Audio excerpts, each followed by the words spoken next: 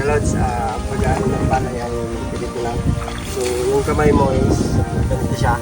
Dapat ano siya, kalog kung parang dito sa atin na paganyan. Tapos para hindi ka maiwasan yung aksidente o magkasugat, ganito muna yung gagawin mo. Tapos saluin mo ng kamay. Kasi ang pag-una ng garap kung tawagin dito sa atin ay talagang maiwasan natin yung pagkakasugat o pagkakadisgrasya. Doon lagay ano man ako, wala ako, no? Kailangan doon mag-aroon ka na. Opo, hindi lang po. Go! Siglang kami yan.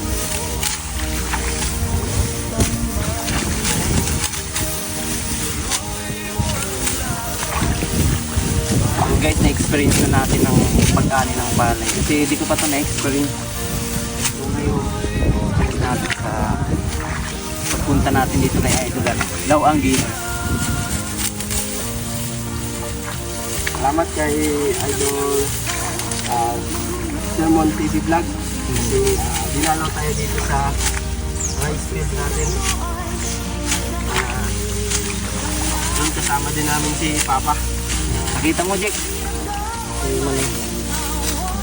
Ayun yung Papa ni Idol Law ang Gamer.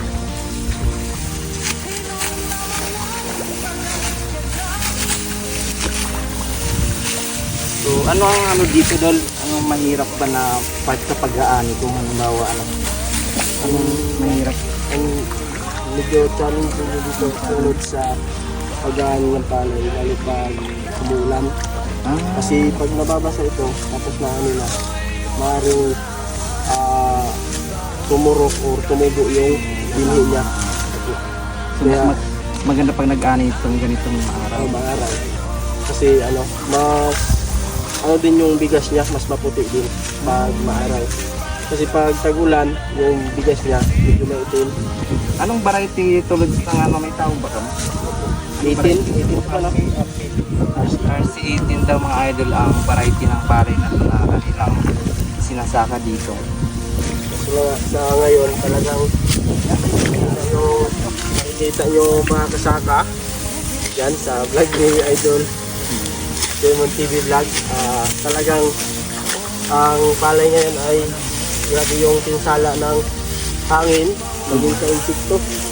Ito daw yung pag-aani nyo ngayon. Ano masasabi mo sa pag-aani nyo ngayon na goods ba ang bunga nito or ano? Ano siya, Lods? Sa ngayon talaga na pag-aani mga Lods, ano siya, mahina kasi yung epekto ng hangin at saka yung mga Bagyo. opo lang, mga dumaang bagyo at yung mga insekto na rin kasi yung mga insekto habang hindi pa siya hinog, sinisip-sip yung laman niya. Yung pinasamantala niya maka-spray kasi tagulan.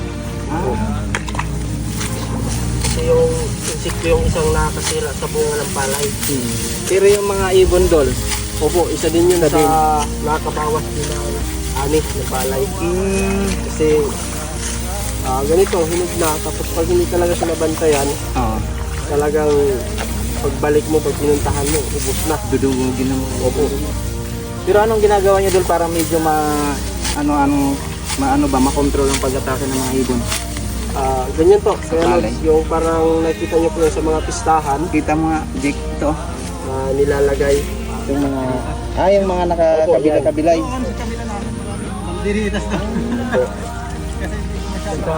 Kung wala talaga yan kaya Lods, so maaari talagang mula sa umaga maghapon kang magbabantay para maiwasan yung pinsala ng mga ibon or maya. So anong Dol, anong purpose dun sila, lang o ano? Ano po, parang natatakot sila sa paggalaw ng mga plastic. Takot sila. Dito sa bukid may palayan dito dati lata na may bato. Opo. Si ba may tao-tauhan Dol? Opo, mayroon. Ginagalaw-galaw. Doon. Kasi halos 1 hectare din yung dun ko, no? Oo, nakita ko nga doon, meron pa doon. Yung ganito din ang itsura na. Oo. Dulo na dulo.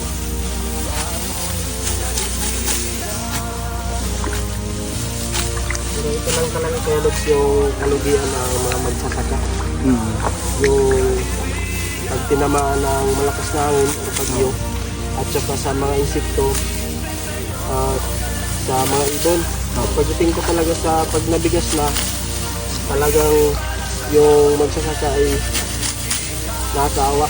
Katulad naman kasi yung presyo ng bigas, hindi siya match sa presyo ng abono.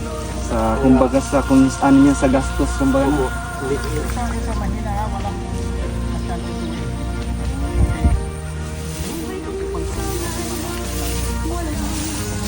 Oo.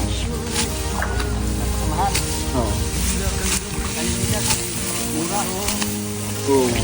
Pagkalugi pa talaga kayo sa mga gastos. Actually, yun yung kumbaga concern ng mga magsasaka, yung kamahalan ng abono. Abono tapos ang Yung mga palay. pesticide, tapos yung palay, mura. Pero para sa amin, okay din naman na mura yung palay. Ah, Basta yung importante din, mapamura din yung mga binhi or abono. abono at pesticide. Kasi yan yung isang kumbaga pasakit sa sa mga magsasaka. Sasaka. Yung pamahalan ng abono at pesticide. So yun po ang mga pinagdadaanan ng magsasaka bago maging bigas ito. So grabe yung pinagdaanan nila mga idol. Kaya bawat butil ng bigas ay mahalaga talaga. So huwag sayangin ang kanin. Grabe ang hirap ng mga magsasaka bago maging bigas ito.